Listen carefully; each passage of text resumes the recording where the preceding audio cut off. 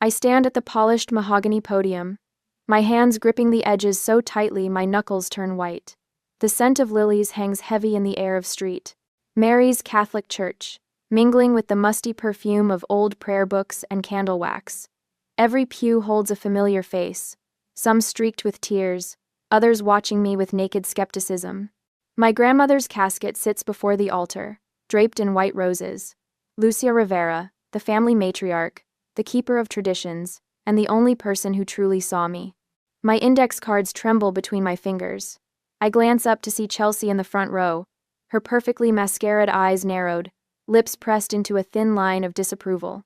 My parents sit beside her, Dad checking his watch, Mom dabbing at dry eyes with a handkerchief that hasn't caught a single tear. Ophelia, Father Dominguez prompts gently. Whenever you're ready. I clear my throat, the sound echoing through ancient speakers. Thank you for coming to honor my grandmother today. My voice sounds strange in my ears, too high. I take a breath and start again, lower this time. When I was 8 years old, Grandmother Lucia taught me to bake oatmeal raisin cookies. The memory unfolds in my mind, her kitchen warm with afternoon sunlight, the worn wooden spoon in my small hand, her wrinkled fingers guiding mine. Not chocolate chip, which every child prefers. Oatmeal raisin, because they were my grandfather's favorite before he passed. A few heads nod in recognition. She told me that love isn't always about what tastes sweetest to you. Sometimes it's about remembering what matters to someone else. My voice steadies as I continue. That afternoon, as we measured flour and counted raisins, she taught me more than a recipe. She taught me that the most profound acts of love often happen in ordinary moments. Across the church, Mrs. Perez from 3 doors down dabs her eyes. Even Uncle Robert, who rarely displays emotion, shifts uncomfortably in his seat. Grandmother Lucia lived by this principle every day of her 91 years. She remembered everyone's birthdays, anniversaries, and hardships. She kept a calendar filled with the important dates of people's lives, not because she had to, but because she believed that remembering matters. The silence in the church grows deeper. Several people nod in recognition. In her final weeks, when speaking became difficult, she asked me to read to her from that same recipe card, now yellowed with age. This, she whispered, is what remains when everything else falls away. The love we put into small things. I look up from my notes to find most of the congregation leaning forward. Even my father has stopped checking his watch. As we say goodbye to Lucia Rivera today, I hope we can all carry forward this lesson. That true wealth isn't measured in possessions, but in the consistency of our care for one another. When I finish and step away from the podium, scattered applause breaks out, unusual for a funeral, but somehow fitting. Several people wipe tears as I walk back to my seat. My cheeks burn.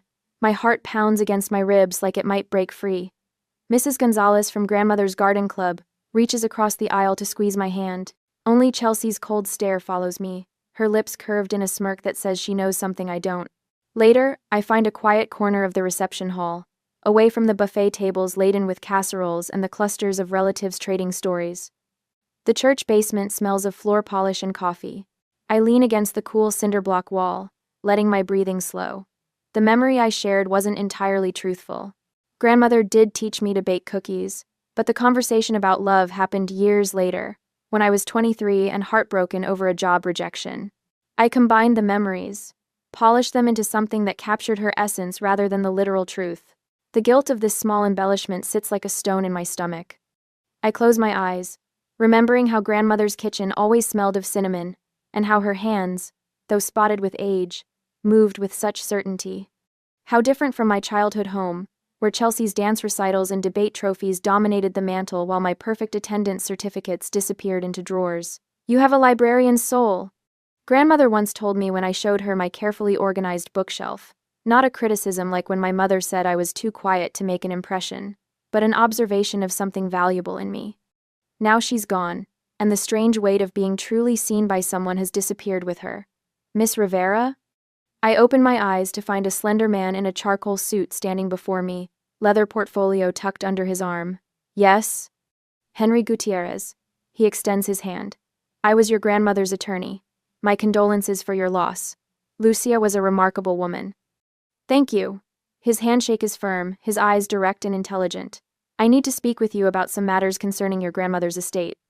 Would you be able to come to my office tomorrow morning? Before I can answer, Chelsea materializes beside us, her black dress impeccably fitted, not a hair out of place despite the tears she dramatically shed during the service. "What's this about? Party Antelich's 9. She interrupts, eyes darting between us. "Ophelia? What did he want? Are you hiding something?" I straighten my shoulders. "Mr. Gutierrez is grandmother's attorney. He needs to discuss some paperwork with me." "Why you?" Chelsea's voice rises slightly. "I spent more time with grandmother than anyone. Whatever this is about, I should be included." Mr. Gutierrez clears his throat. "Miss Rivera, Chelsea, is it? I'll be contacting family members as needed for various matters. Right now, I need to speak with Ophelia specifically."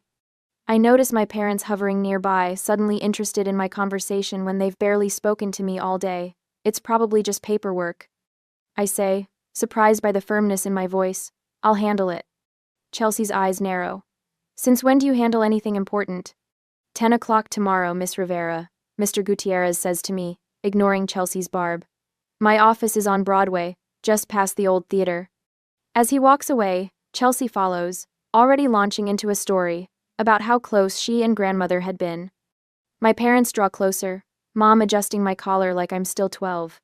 "What was that about?" she asks, her tone casual but her eyes sharp. "Just some documents to sign, I imagine," I answer, stepping back slightly. Dad frowns. "Strange, he'd approach you directly. Your mother and I were her children, after all." Before I can respond, a warm voice calls my name. Marian, the head librarian where I work, approaches with arms outstretched. Her silver-streaked hair catches the fluorescent light, her sensible shoes squeaking slightly on the polished floor. "Your speech was beautiful," she says, wrapping me in a hug that smells of lavender and book dust. "Your grandmother would be proud." Over her shoulder, I watch my family retreat to the dessert table, huddled in conversation, their eyes occasionally flicking back to me. "Thank you for coming," I tell Marian when we separate. "It means a lot." She studies my face. "Everything okay? Besides the obvious, of course." I have a choice: brush it off, or confide in someone I trust. The weight of the day suddenly feels too heavy to carry alone. I'm not sure what's happening, I admit quietly, but something feels off. The family is acting stranger than usual, and grandmother's lawyer wants to meet with me specifically tomorrow. Marian squeezes my hand. "Whatever it is, you can handle it. You've always been stronger than you think." Her confidence warms me, but as I watch Chelsea charm a group of distant cousins across the room, doubt creeps in. What could grandmother's lawyer possibly want with me specifically? What was grandmother planning that would make my family suddenly pay such close attention to the granddaughter they've overlooked for years? I need to find out what grandmother was planning. And why, after a lifetime of being invisible in my own family, I'm suddenly the center of attention. The next day, the law office of Henry Gutierrez occupies the second floor of a restored Victorian on Broadway, just past the old Majestic Theater. The waiting room smells of lemon polish and leather, with dark wood paneling that seems to absorb sound. A grandfather clock in the corner measures time with solemn precision, each tick reverberating through my chest. I smooth my skirt, a simple navy that suddenly feels inadequate, and check my watch. 9:53. I'm early, as usual. The receptionist, a woman with steel gray hair pulled into an elegant French twist, offers me water in a crystal glass. "Mr. Gutierrez will be with you shortly," she says, her voice practiced and smooth. My phone buzzes with a text from Chelsea. "What's happening? We have a right to know." I silence the phone without replying. When Henry emerges from his office, he looks exactly as he did at the funeral: impeccable charcoal suit, confident posture, eyes that miss nothing. "Miss Rivera. Thank you for coming." He gestures toward his office. "Please." His workspace is both impressive and intimidating: bookshelves laden with leather-bound volumes, a desk that could double as a dining table for 8, and windows that flood the room with morning light. He indicates a chair across from his desk, then sits behind it, creating a clear power dynamic between us. "I apologize for the mystery yesterday," he begins, folding his hands. "Your grandmother was very specific about how this process should unfold." "Process?" My voice sounds thin in the cavernous room. Henry opens a folder on his desk. "I've been Lucia Rivera's attorney for 27 years. In that time, I've never met a sharper mind or a more deliberate planner." He extracts a document and slides it across the polished surface. This is your grandmother's will. The most recent version was executed 6 months ago. I look down at the legal document, its dense text swimming before my eyes. Your grandmother left her entire estate to you, Ophelia, $3 million in total assets. The room tilts. That's impossible. I assure you, it's not only possible, it's legally binding. Henry removes his glasses. What I'm about to tell you may be difficult to hear, but Lucia insisted you understand everything. He pulls out another folder, thicker than the first. Your grandmother conducted what she called the final test over the last 5 years of her life. She deliberately tracked every interaction with family members who visited, when they visited, and most importantly, why they visited. He opens the folder to reveal meticulous records in my grandmother's careful handwriting. Dates, names, notes. Chelsea asked for money for a car down payment, I read from one entry. Robert and Elena requested loan for mortgage refinancing. Page after page documents requests my sister's college fund, my parents' retirement plans, vacations, home repairs. Each entry concludes with a dollar amount. These are loan requests? Some were positioned as loans. Most were simply requests for financial assistance. Henry's expression remains neutral. Your grandmother kept records of every phone call, every visit. She noted who came to see her without asking for money. He taps a section where my name appears repeatedly, without dollar amounts attached. Only you. My stomach clenches. I don't understand. Your grandmother underwent thorough neurological and psychological evaluations to establish her competence. He produces medical records. These confirm she was fully capable of making financial decisions. She anticipated the will might be contested. The implications crash over me like a wave. My family only visited when they wanted something. I'm afraid the evidence suggests that pattern, yes. I close my eyes, memories rearranging themselves like puzzle pieces finding new positions. Chelsea's perfect attendance at family dinners coinciding with her request for tuition money. My parents' sudden interest in grandmother's garden when their kitchen needed remodeling. They'll never accept this, I whisper, opening my eyes. They'll fight. Your grandmother expected that response. Henry's voice is matter of fact, neither judgmental nor sympathetic. She prepared accordingly. So. He shows me visitor logs from the nursing home where grandmother spent her final months. My name appears 3 times weekly. My parents and Chelsea show up once a month, usually before or after major expenses. But my parents always said I wasn't attentive enough. I say, my voice sounding distant to my own ears, that Chelsea was the perfect grandchild. People construct narratives that justify their behavior, Henry replies. Your consistent presence, without financial motivation, was precisely what Lucia valued most. The clock on Henry's wall marks 10:30. Half an hour has rewritten my entire understanding of my family. There's more you should know about your family's financial situation. Henry continues, producing yet another folder. Your parents took out a second mortgage 3 years ago. They have substantial credit card debt. He shows me financial records, obtained legally through discovery during the estate planning. My parents' precarious finances spread before me in stark black and white. Chelsea? I ask. Your sister maintains an expensive lifestyle. Designer clothes, European vacations. He slides across a printout of Chelsea's Instagram feed, champagne brunches, shopping bags from luxury stores, captions about living my best life. All funded by our parents? Henry nods. They've enabled her spending habits for years. They were counting on this inheritance to solve their financial problems. The realization hits me. They aren't cartoon villains twirling mustaches. They genuinely believed grandmother owed them support. The inheritance wasn't a pleasant surprise but an expected solution to their mounting debts. They'll contest the will, Henry says, confirming my fears. They'll look for any weakness, claim Lucia was manipulated or mentally incompetent. Chelsea can be vindictive, I add quietly, remembering childhood scores settled with ruthless precision. Your grandmother anticipated this reaction. Henry's tone shifts, becoming more personal. Lucia hired me specifically to protect you, Ophelia. She knew this would be difficult. For the first time since entering his office, I feel tears threaten. Not from sadness or fear, but from the overwhelming realization that grandmother had seen everything clearly, the family dynamics, the financial motivations, my isolation within my own family. You're not alone in this, Henry continues. Moses Henderson, your grandmother's neighbor, was a witness to the will signing. He's known your family for decades and can testify to Lucia's mental state and intentions. Moses? The name conjures an image of the kind elderly man who always waved from his porch when I visited grandmother. He's aware of your family history and is prepared to support you. Henry explains. I know the legal strategy we'll need to employ.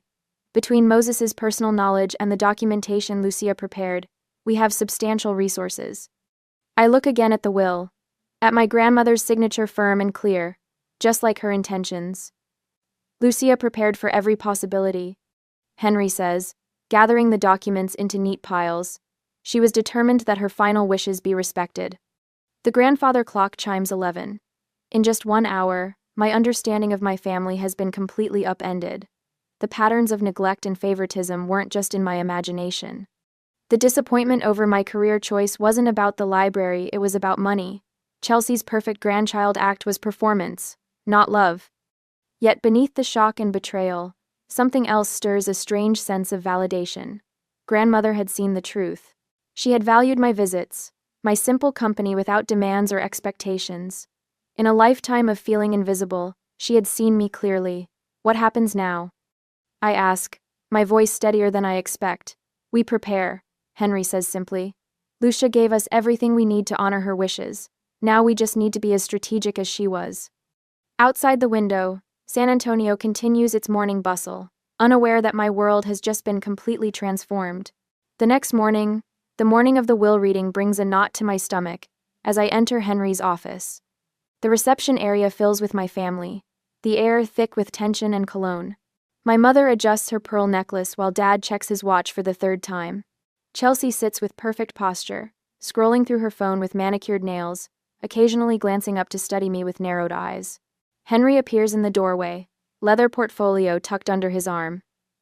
Thank you all for coming. Please follow me to the conference room. We file in like soldiers to a court-martial. The conference room feels both grand and suffocating with its mahogany table and leather chairs. A pitcher of water sits untouched in the center, sunlight streaming through Venetian blinds creating prison bar shadows across the polished surface. Before we begin, Henry says, placing his portfolio on the table, I need to share some additional documentation Lucia left in my possession. He removes a leather-bound journal with a faded red cover. This is your grandmother's visitor log. She documented every family visit for the past 5 years. My father leans forward. That seems unnecessary. We visited Mother regularly. Did you? Henry opens the journal, revealing pages of meticulous handwriting. According to her records, the pattern of visits is quite revealing. The room falls silent as Henry turns the pages. Each entry includes dates, times, and detailed notes about conversations. My stomach tightens as I notice a pattern emerging. January 15th, Henry reads. Chelsea visited. Asked for $3,000 for spring break trip to Cancun. Brought store-bought cookies she claimed to bake herself. Chelsea's face flushes. Grandma offered to help. Henry continues without acknowledging her. February 8th. Robert and Susan visited. Asked about second mortgage options. Suggested I consider selling the house. My parents shift uncomfortably. Dad's jaw tightens. March 30th. Ophelia visited. Brought library books and fresh groceries. Fixed loose cabinet in kitchen. Asked for nothing. Henry looks up. This pattern continues throughout. I notice dates circled in red ink. Squinting at the open pages, I see the connection. Those dates, I say, pointing to the red circles, they match exactly with family financial troubles. The day Chelsea crashed her car. When Dad's business partner left. When Mom needed dental surgery. Henry nods approvingly. Lucia was quite observant. He returns the journal to his portfolio and pulls out a document. Now, to the will itself. It was signed by Lucia Rivera 3 months ago, with 2 independent witnesses present. He slides a medical evaluation across the table. This confirms Lucia was of sound mind when making these decisions. The evaluation was performed by Dr. William Barkley, a respected neurologist who specialized in geriatric care. My family stares at the document like it might bite them. I feel a strange sense of power seeing the evidence laid out so clearly. Grandmother hadn't just made a decision. She'd built an airtight case. Henry clears his throat. To the matter of the will. Lucia Rivera has left her entire estate, including the house on Magnolia Street, all financial accounts, and personal belongings, to her granddaughter Ophelia Rivera. The estate is valued at approximately $3 million. The silence lasts exactly 2 seconds before erupting into chaos. This is absurd. Chelsea jumps to her feet, face contorted with rage. She made up that eulogy to look good. She was barely there for Grandma. My mother's hand trembles as she points at me. You manipulated a sick old woman. Your own grandmother. We're contesting this immediately, Dad announces, pulling out his phone. I'm calling our attorney. Grandmother knew exactly what she was doing, I say, my voice steadier than I expected. The words rise from somewhere deep inside me, a place I barely recognized existed. She documented everything. She saw everything. My father's face reddens. This won't stand in court. Mother was 91 years old. She couldn't possibly have understood. The will has already been filed in probate court, Henry interrupts calmly. You're welcome to contest it, but I should warn you that the process could take months. Lucia anticipated this reaction and prepared accordingly. Her documentation is extensive. Chelsea grabs her purse, nearly knocking over her chair. You won't get away with this, Ophelia. We all know who you really are, a nobody who couldn't even finish college without Grandma's money. That's enough, Chelsea, I say, not raising my voice but not backing down either. Something has shifted within me. For the first time in my life, I don't feel small in their presence. My parents exchange glances, a silent conversation I've witnessed 1,000 times but never been included in. They stand in unison. This isn't over, my mother announces, smoothing her skirt. Not by a long shot. They storm out, Chelsea trailing behind with one final venomous glare. The door slams so hard the water in the pitcher ripples. In the sudden quiet, I realize I'm still sitting straight, shoulders back, breathing normally. My hands aren't trembling. I haven't apologized once. Henry sits down across from me. Your grandmother prepared everything. She knew exactly how they would react. The door opens again, and an elderly black man in a crisp button-down shirt enters. His silver hair contrasts with dark skin, and he walks with a dignity that suggests years of standing his ground. Moses, Henry says, standing to shake the man's hand. Thank you for coming. Moses Henderson nods at me. Miss Ophelia, my condolences about Lucia. Moses was one of the witnesses who signed your grandmother's will, Henry explains. He's lived next door to her for 30 years. Lucia asked me specifically, Moses says, settling into a chair with the careful movements of age. She knew what might happen after she was gone. Was she? I hesitate, voicing the fear Chelsea planted. Was she fully aware when she signed? They'll claim she wasn't. Moses chuckles, a warm sound that fills the room. Young lady, Lucia Rivera was sharp as a tack right until the end. Mine like a steel trap. She knew exactly what she wanted and why. Relief floods through me. Thank you for telling me. But she talked about you, you know. Moses leans forward, elbows on the table. Not often Lucia wasn't one for idle chatter, but when she did, there was pride in her voice. My throat tightens. Really? She'd mentioned books you recommended, how you fixed things around the house without being asked. Small things, but important ones. His dark eyes, clear despite his age, hold mine steadily. Young lady, I know she truly loved you. The simple statement hits me with unexpected force.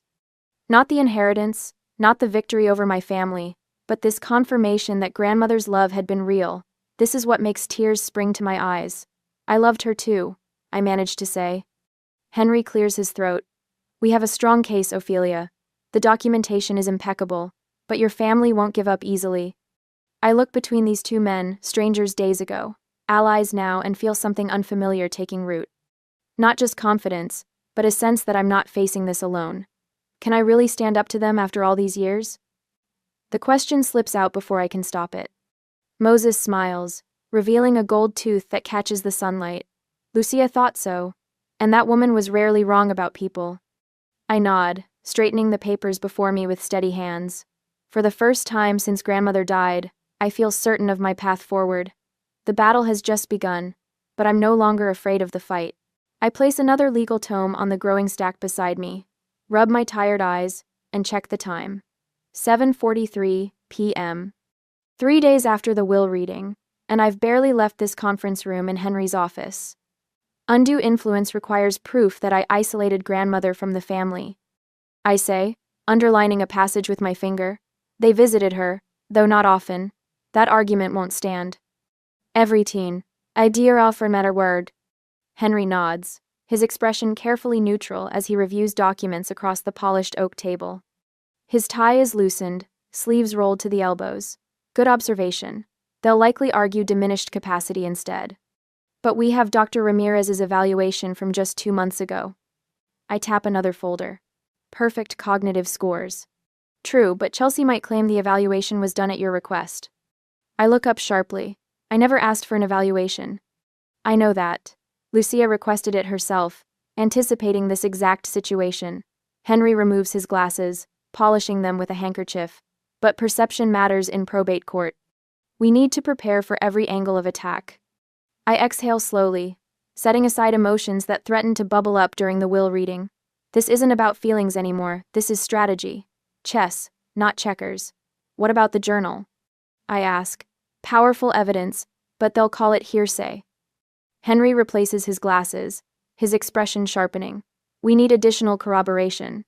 This methodical approach feels foreign to me, the girl who spent her life avoiding confrontation, who rearranged her own needs to accommodate family harmony.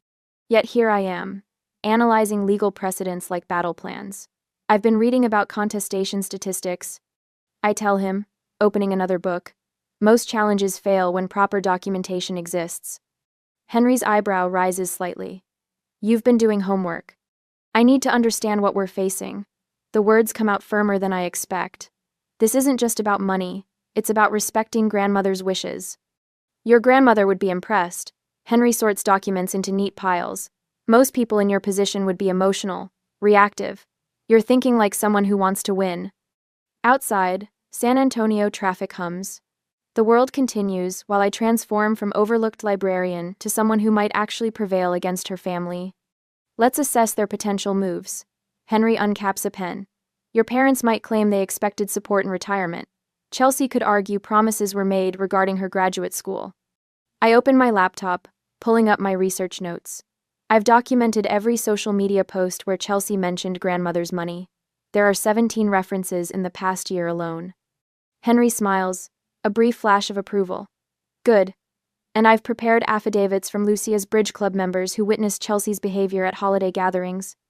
The conference room door opens, and Moses enters carrying a cardboard box. Despite his 78 years, he moves with purpose, setting the box on the table. Found these while cleaning out my garage. He pats the box. Birthday cards Lucia sent me over the years. She often mentioned your visits, Ophelia. How you never asked for anything, just brought books you thought she'd enjoy. I blink back unexpected tears. You kept all these? Course I did. Moses straightens his cardigan. Lucia and I were neighbors for 40 years. We talked almost daily. I heard plenty about your family's financial requests. I think about grandmother's meticulous nature, how she saved every receipt, documented every interaction. The realization dawns that she wasn't just being organized, she was building a case. Henry examines the cards. These strengthen our position. They show Lucia's consistent affection for Ophelia over years, not a sudden decision. Moses nods. Lucia knew what she was doing, leaving everything to you. Said you were the only one who saw her as a person, not a bank account. I pull my library colleague Rachel's research notes from my bag. Rachel helped me compile precedents on similar will contests. She worked in legal documentation before becoming a librarian. As we organize our defenses, I realize we're creating something formidable, a fortress of evidence and testimony that will protect what grandmother intended. Not through emotional appeals, but through systematic preparation. We should document any contact attempts your family makes, Henry advises. Every text, call, or encounter. Classed Henry. The room falls quiet as we work, the only sounds being the shuffle of papers and occasional keyboard clicks. The anxiety that gripped me at the funeral has transformed into something steadier, a calm determination. My phone buzzes. Chelsea. I show Henry the screen before answering and putting it on speaker. Hello? Think you've won? Chelsea's voice fills the room, sharp with venom. Meet me at the library tomorrow. I'll prove you're just a lucky fraud. The line goes dead before I can respond. Henry and Moses exchange glances. They're escalating. Henry says quietly. She cornered me at work last time. I wouldn't give her money for a trip to Cancun, I explain. Created a scene in front of patrons. A spark of anger ignites in my chest. Not the familiar helpless frustration. but something clearer. They're willing to damage my professional reputation over this. We'll document the encounter, Henry assures me. This actually helps our case demonstrates their pattern of intimidation. I nod, squaring my shoulders. They won't intimidate me into giving up. The words hang in the air, a declaration that surprises even me with its certainty. For the first time, I believe them. The next morning, I arranged the stack of documents Henry prepared into a neat pile on my coffee table. Lists of dates, bank statements, medical reports. Oh, wah. The physical evidence of my grandmother's intentions and my family's manipulations. Moses sits across from me, his weathered hands carefully organizing a timeline of visits to grandmother's house. This should help establish the pattern, he says, tapping a yellow legal pad filled with his meticulous handwriting. Every time your sister visited, it was within 3 days of requesting money. I nod, scanning his notes. She always brought those fancy cupcakes from the bakery on Broadway, the ones grandmother couldn't even eat because of her diabetes. Moses chuckles. But your parents certainly enjoyed them. A knock at the door interrupts us. Marian enters carrying a manila envelope. I got those character references you asked for. She hands me the envelope. 5 colleagues vouched for your integrity without hesitation. Even Director Patterson wrote one. And you know how he feels about personal matters. I take the envelope, warmth spreading through my chest. For years, I believed my worth was measured by my family's approval. Now I discover support from unexpected corners. Thank you, this means more than I can say. Marian squeezes my shoulder before sitting beside Moses. Any word from Henry about the hearing date? Not yet. I open my laptop to check my email. He wants everything in order before we proceed. Says we need to be methodical. My phone buzzes with a text from Janice, another librarian. Have you seen Chelsea's Facebook post? Call me. Oh. Cold dread pools in my stomach. I open Facebook on my laptop and find Chelsea's profile. Her latest post sits at the top of her page, with 27 comments already. Some people will do anything for money, even lie at their own grandmother's funeral. My sister manipulated our grandmother with weekly visits while spreading lies about our family. Now she's trying to steal what belongs to all of us. The real Ophelia Rivera never cared about grandmother until there was money involved. Family betrayal. The real truth. Marian gasps, reading over my shoulder. That's outrageous. My hands shake as I scroll through comments. Most are from Chelsea's friends expressing shock and offering support, but several are from community members who attended the funeral. I thought that eulogy seemed rehearsed. Always the quiet ones you have to watch. Such a shame when money tears families apart. Moses leans forward, jaw tight. This is desperate nonsense. Pay it no mind. But I can't ignore it. These are people I see at the grocery store, the library, church. People who watched me grow up. Now they're reading lies about me, forming judgments based on Chelsea's twisted version of events. My phone buzzes again. A text from my father. Split the inheritance equally and this will all go away. Think about what you're doing to this family. Text. The audacity steals my breath. I set my phone face down on the table. Is it worth it? I whisper, more to myself than my companions, standing firm while they destroy my reputation. Moses straightens in his chair. Your grandmother knew this would happen. That's precisely why she documented everything. But what if people believe her? What about my job? The library board reads these posts too. Marian takes my hand. The people who matter know who you are, Ophelia. As for the rest, she shrugs. Truth outlasts gossip. My laptop chimes with an email notification from Henry. The subject line reads, Probate hearing scheduled, 2 weeks. I open it with trembling fingers. Henry confirms the date, adding, all documentation is prepared. I've engaged a reputation management specialist to address the social media situation. Do not respond directly to any posts or contact your family. Forward everything to me. Moses reads the email and nods approvingly. Henry knows what he's doing. Remember, your grandmother chose him specifically. A second email arrives minutes later with a digital copy of grandmother's medical evaluation from 3 months ago, then 2 months ago, completed by 2 separate physicians. The conclusion stands out in bold. The patient demonstrates excellent cognitive function for her age. No signs of impairment or undue influence detected. We have everything we need to prevail, Moses says, his voice steady with quiet confidence. The truth stands firm against lies. I look around my small living room, now transformed into a strategic command center. 3 weeks ago, I was the overlooked granddaughter who visited an elderly woman out of genuine affection. Now I'm preparing for a legal battle against my own family, while defending my character in the court of public opinion. Yet something has shifted inside me. Where panic might have once overwhelmed me, I feel an unfamiliar calm. My family's attacks no longer surprise me. Their desperation confirms what grandmother knew all along, that their affection was conditional, their visits transactional. I close my laptop and straighten the papers once more. 2 weeks, I say. Let's make sure we're ready. For the first time since this began, I feel neither fear nor doubt. Only a quiet determination to honor my grandmother's final wish, after diminishing, to recognize my own worth, even when others try to diminish it. 2 days later, Henry's office seems smaller today, the walls closing in as he unfolds a crisp letter bearing the letterhead of Wallace and Thornton, attorneys at law. Morning sunlight streams through Venetian blinds, casting tiger stripes across the document that threatens everything.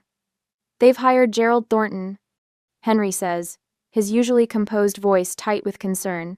He specializes in contesting wills, particularly those with, he adjusts his glasses, questionable circumstances. My throat constricts. What exactly are they claiming? Undue influence. Henry lays the letter flat on his polished mahogany desk. They're alleging you manipulated your grandmother during her final years, using your regular visits to poison her against the family. The accusation hits like a physical blow. My hands curl into fists in my lap. They've requested an emergency probate hearing. Henry continues. Thornton is good, calculated, precise. He's framing this as concern for Lucia's legacy rather than their own financial interests. How can they twist things like this?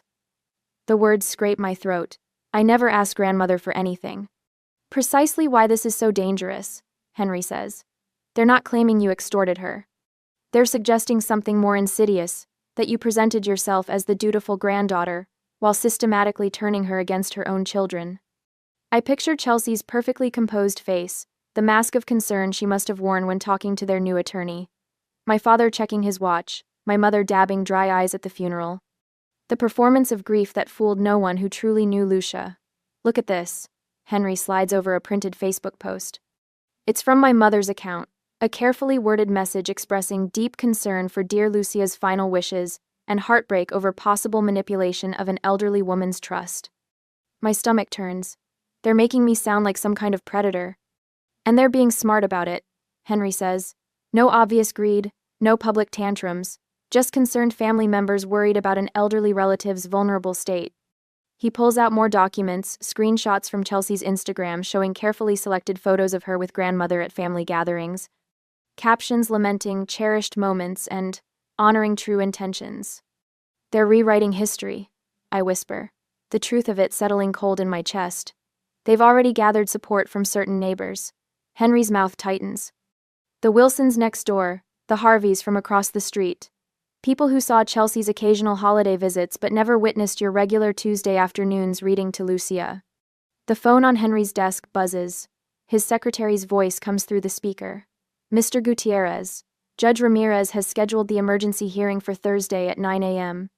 3 days, not 2 weeks as previously planned. I breathe when Henry ends the call. Henry stands, straightening his tie. Time to activate everything we've prepared.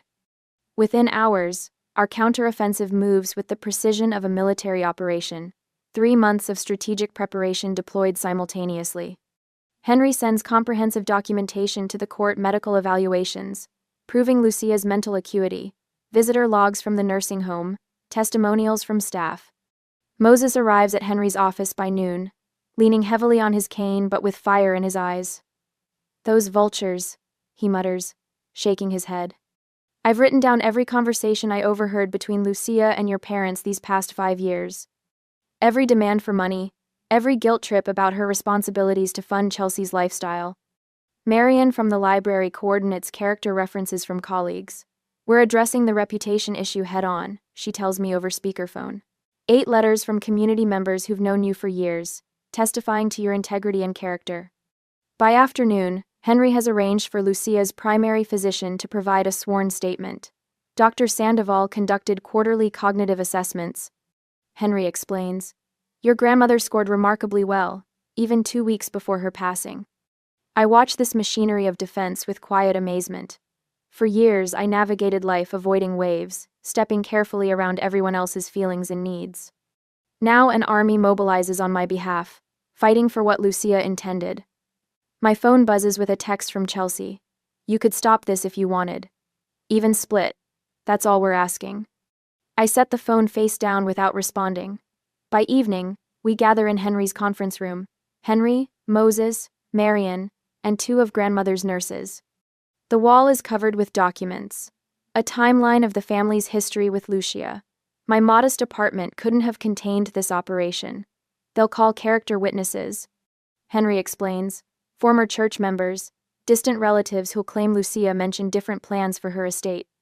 But we have the signed will, I say. We do. Henry nods. But Thornton will argue you exerted undue influence during a period when Lucia was vulnerable. Moses snorts. Vulnerable? That woman could calculate compound interest faster than my smartphone right up until the end. One of the nurses, Betsy, laughs. She beat me at chess the week before she passed. Henry adds, Judge Ramirez will determine if there's sufficient cause to delay probate. If he rules in their favor, the estate could be tied up for years. The stakes crystallize in my mind. This isn't just about money, it's about Lucia's final wishes, her deliberate choice, the truth of our relationship. When I return home that night, Moses insists on walking me to my door despite the pain in his knees. You know, he says as we reach my apartment, Lucia told me once that you reminded her of herself, quiet on the outside, steel on the inside. On Thursday, we show them what that steel looks like. His words stay with me as I spread documents across my kitchen table, reviewing testimony, preparing for cross-examination. The night grows late, but sleep remains distant. I rehearse responses, anticipate accusations. My phone lights up with a text from Henry. Lucia planned for this exact scenario. Trust the preparation. Thursday morning comes too quickly. I dress carefully in a simple navy suit, professional, understated, nothing that suggests wealth or entitlement. As I fasten a small silver pendant Lucia gave me for my 25th birthday, I catch my reflection. The woman looking back at me stands straighter than the one who delivered a nervous eulogy just months ago. The woman in the mirror knows what's at stake, not just millions of dollars, but the truth of who Lucia Rivera was and what she truly valued. My phone rings. Henry's voice comes through clear and confident. Cars waiting downstairs. It's time. I take one last look at the scattered papers, the battle plan for tomorrow's confrontation. Everything that's been building since that day in the church, when Chelsea's cold stare followed me from the podium. This is the point of no return. I'm ready, I tell Henry. And for the first time, I truly am. That same morning, the county probate courtroom smells of furniture polish and institutional air conditioning. I sit at a polished oak table beside Henry, my hands folded in my lap to stop them from shaking. The gleaming wood surfaces reflect the overhead fluorescent lights, casting the whole room in a clinical glow that makes even the judge's dark wooden bench look sterile. My family sits across the narrow center aisle, Chelsea's hair styled in an elegant updo, my mother in a somber navy dress with pearl earrings, the ones grandmother gave her for her 40th birthday. My father's silver gray suit looks freshly pressed, his expression calibrated to concern rather than angry. Their attorney arranges documents with the precision of a surgeon preparing instruments. All rise. The bailiff announces as Judge Ramirez enters, a woman in her 60s with silver hair cut in a practical bob and reading glasses perched on her nose. After the formalities, their attorney rises first, buttoning his suit jacket. Your Honor, this is a straightforward case of undue influence. Lucia Rivera was a beloved matriarch who, in her declining years, fell victim to manipulation by her granddaughter, Ophelia. My stomach tightens. The audacity of his claim lands like a physical blow. Miss Rivera systematically isolated her grandmother from other family members. Lawyer Thornton continues, his voice carrying the practiced cadence of a seasoned litigator. She cultivated dependence while the deceased was vulnerable. The result was this highly unusual will that disinherits Miss Rivera's parents, Lucia's own son, and her younger sister. Thornton gestures to my family. The Riveras simply want what their mother and grandmother intended before she fell under influence. They're not asking for anything beyond what family tradition and Lucia's own statement suggested would happen. My mother dabs at dry eyes with a handkerchief. Chelsea nods solemnly. The performance is flawless, concerned family members looking out for an elderly woman's true wishes, not greedy relatives after money.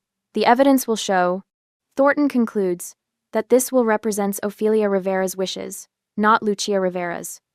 When Henry stands, he doesn't match Thornton's theatrical style. His movements are measured, his voice steady. Your Honor, the respondent has presented a compelling story. Unfortunately for them, it's fiction. He lifts a thick binder. What's not fiction is this documentation spanning 15 years. He walks the binder to the judge's bench. This contains visitor logs from Lucia Rivera's retirement community, signed by security guards. These logs show that while Ophelia visited her grandmother weekly for years, her parents and sister only appeared when they needed money. Thornton jumps up. Objection. Counsel is making accusations without foundation. I'm establishing pattern and motive, Henry responds calmly. And I have the foundation right here. He returns to our table and lifts another binder. Financial records showing 17 separate occasions where Chelsea and her parents requested substantial sums from Lucia Rivera, followed by periods of no contact until the next financial need arose. Financial maze of the sign-to-getters say. The judge accepts the second binder, flipping through pages with a deepening frown. Most revealing, Henry continues, are Mrs. Rivera's own journals, where she documented her concerns about her family's motivations. He produces a leather-bound notebook. I'd like to read one entry from September 12th, 3 years ago. My father shifts uncomfortably. Chelsea's perfect composure cracks as she whispers furiously to Porter. Henry reads, Robert called again about the lake house down payment. When I mentioned I'd already helped with Chelsea's tuition this year, he said I owed it to them since I'm sitting on a fortune. Only Ophelia visits without her hand out. Perhaps she's the only one who sees me as more than a bank account. The courtroom falls silent.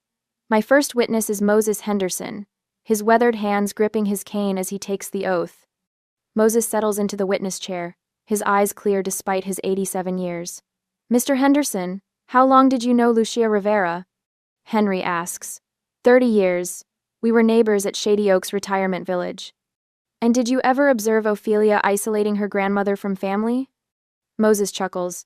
Just the opposite. Many times I heard Lucia on the phone asking her son and his family to visit. Ophelia would encourage her to keep trying. And were you present when Lucia decided to change her will? I was. She invited me for coffee that morning, said she had important business and wanted a friend there. Was she of sound mind? Sharp as they come, Moses says, tapping his temple. We'd just finished our weekly chess match, which she won, mind you. She explained exactly why she was making the change. Said it wasn't about punishment, but about rewarding genuine love. Thornton's cross-examination tries to suggest Moses is confused or biased, but the old man remains unflappable, recounting specific dates and conversations with remarkable clarity. My library director Marion follows, testifying to my character and work ethic. Then comes Dr. Ramirez, grandmother's physician, who presents medical evaluations showing Lucia's mental acuity remained exceptional until her final days. By the time we break for lunch, I notice the judge watching my family with increasing skepticism. Their perfectly coordinated, concerned expressions have begun to seem rehearsed rather than genuine. When court resumes, Thornton calls my mother to the stand. Mrs. Rivera, did your mother ever express concerns about Ophelia's influence over her? My mother's voice catches. She became so different in those last years. When we'd visit, she'd seem distant, preoccupied. Sometimes she'd mention things Ophelia had told her about us that simply weren't true. Henry's objection to this hearsay is sustained. The judge instructs my mother to stick to facts, not speculation about what grandmother might have been thinking. Chelsea testifies next, presenting herself as the devoted granddaughter who simply couldn't visit as often due to her demanding career. Grandmother always told me I was following in her footsteps, she claims, her voice catching perfectly on cue. We shared a special bond. Henry stands for cross-examination. Miss Rivera, when was the last time you visited your grandmother before she passed away? Chelsea hesitates. I'm not sure of the exact date. Henry consults a document.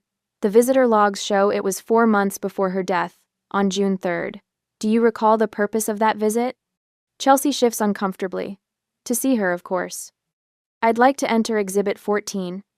Henry says, passing a paper to the judge. This is a text message from the defendant to Lucia Rivera sent the day before that visit, asking for $7,000 for a trip to Barcelona. The color drains from Chelsea's face. By late afternoon, Thornton's case had crumbled. What seemed like a coordinated, reasonable challenge now looks like a desperate grab for money by family members who had treated grandmother like an ATM.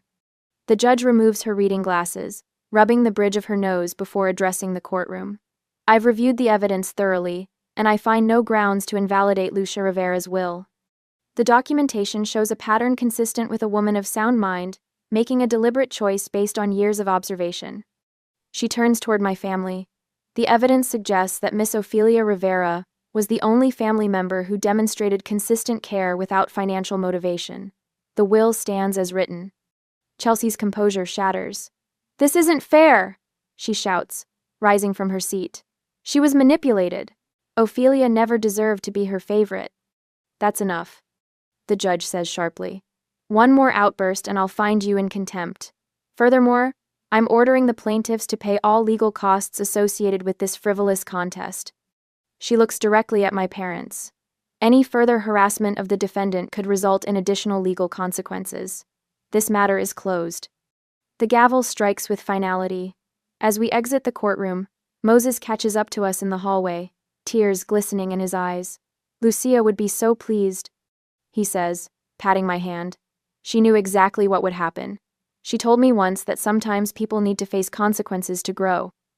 Henry organizes his briefcase, satisfaction evident in his precise movements. "Justice has been served exactly as your grandmother intended," he says. "The estate will be transferred to your name within 30 days. Through the window, I watch my family hurry to their car, heads bowed, Chelsea still wiping angry tears from her cheeks.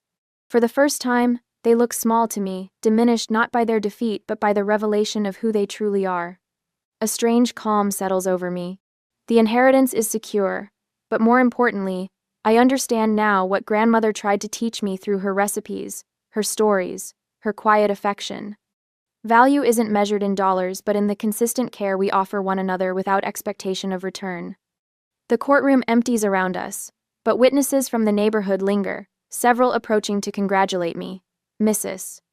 Gonzalez from the garden club embraces me. Your grandmother spoke so highly of you," she whispers. "Now I see why." In that moment, standing in the echoing courthouse hallway, I realize the true victory isn't the money or even the vindication. It's the knowledge that I was seen, truly seen by someone who mattered. And in her seeing me, she helped me finally see myself. 6 months after the probate hearing, I park in my usual spot at the San Antonio Public Library and check my reflection in the rearview mirror. The woman staring back bears little resemblance to the nervous librarian who once trembled while delivering her grandmother's eulogy. Same hazel eyes behind wire frames, same brown hair tucked behind my ears, but the hesitation that once shadowed my face has vanished. The courthouse victory changed more than my bank account. Chelsea removed her vicious social media posts within hours of the judge's ruling. My parents stopped appearing at community events where they might encounter me. Their retreat wasn't graceful, but it was complete. Mrs. Gonzalez from Grandmother's Garden Club catches me walking toward the library entrance. "Ophelia." Just the person I wanted to see. Her weathered hands grip mine. "Those planters you donated for the community garden are blooming beautifully. Lucia would be so proud." "Thank you," I say, no longer flinching at the mention of my grandmother. The garden was important to her. "And to you," Mrs. Gonzalez says, squeezing my hand. "You know, I misjudged the situation with your family. Many of us did. I should have known better." I smile. We all did what we thought was right at the time. In my office, I sort through grant applications for the new literacy program. The first thing I did after paying off my student loans was establish a foundation in grandmother's name. The second was purchasing a modest craftsman bungalow 3 blocks from the library. No mansion, no sports car choices that bewildered my colleagues who imagined what they would do with millions. "Morning, boss." Marion pokes her head in, her silver-streaked hair catching the morning light. "Moses is here with more stories." Moses Henderson has become a regular visitor, bringing memories of my grandmother that add richness to the portrait I already carried. Today, he sits across from my desk, his cane propped against the chair. "Your grandmother once told me the best investment she ever made was in people, not stocks," Moses says, his voice warm with memory. Seems you inherited that wisdom along with everything else. I had an excellent teacher, I reply. Henry says the foundation paperwork will be finalized next week. Henry, now my permanent financial advisor, helped me structure the inheritance to secure both my future and grandmother's legacy. His guidance proved invaluable in navigating my new responsibilities. Lucia gave you more than money, Moses observes. She gave you confidence. I see it in the way you walk, the way you speak. No more hiding in corners. The transformation feels both subtle and seismic. Where I once second-guessed every decision, I now trust my instincts. When the board unanimously voted me head librarian last month, I accepted without questioning whether I deserved it. The promotion came with challenges, but I faced them without the familiar companion of doubt. Later that afternoon, I visit the cemetery. Autumn leaves scatter across the grounds as I place fresh white roses on grandmother's grave. Unlike my early visits filled with tears and questions, I now bring updates, sharing news of the Foundation's progress and the community programs we've launched. The Senior Companionship Initiative starts next month. I tell her, adjusting the flowers. Moses agreed to serve as program advisor. He says it's about helping people recognize true kindness. The wind rustles the trees overhead. In this peaceful setting, the bitterness of the court battle feels distant. I no longer dwell on Chelsea's cutting remarks, or my parents' attempts to invalidate the will. Their actions revealed truths I needed to see, painful as they were. Our family contact remains minimal, occasional text messages, a birthday card. But last week, a tentative coffee meeting with my father showed the slightest crack in his pride. He mentioned a community art show without once bringing up the inheritance. Back at the library, I find Amanda, our newest librarian, frantically reorganizing a cart of misplaced returns. Her frustration explodes when she knocks over a carefully sorted stack. "This is impossible!" she snaps, her voice sharp enough to draw attention from nearby patrons. Nobody respects the system. Why do I even bother? 6 months ago, I might have retreated from her anger, taking it personally. Today, I see beyond her words to the overwhelming pressure beneath. The hardest people to love often need it most. I say, kneeling to help gather the scattered books. "Take a break. I'll finish this." Her shoulders drop. "I'm sorry. It's not the books. My mother's health is declining and I'm trying to arrange home care from 3 states away. My grandmother struggled with the same issue before moving to assisted living," I tell her. "I have some resources that might help. Let's talk after your shift." This interaction, this ability to remain steady in the face of another's distress, marks the most profound change in me. Grandmother's true gift wasn't the money. It was teaching me to recognize the value of compassion, especially when it's difficult to give. That evening, my phone buzzes with a text message. My mother's name appears on the screen, sending a familiar flutter of anxiety through my chest, but it settles quickly. Her message reads, "Would you consider joining us for Christmas dinner this year?" I stare at the words, remembering holidays filled with tension and unspoken resentments, but also remembering the oatmeal raisin cookies grandmother taught me to bake, and her gentle wisdom about love, not always being what tastes sweetest to you. Perhaps it's time for us all to sit down and see each other as family again. Not because the past didn't happen, but because Lucia Rivera taught me that true inheritance isn't counted in dollars. It's measured in the courage to offer kindness where it hasn't always been returned. I text back, "I'd like that. Should I bring dessert?"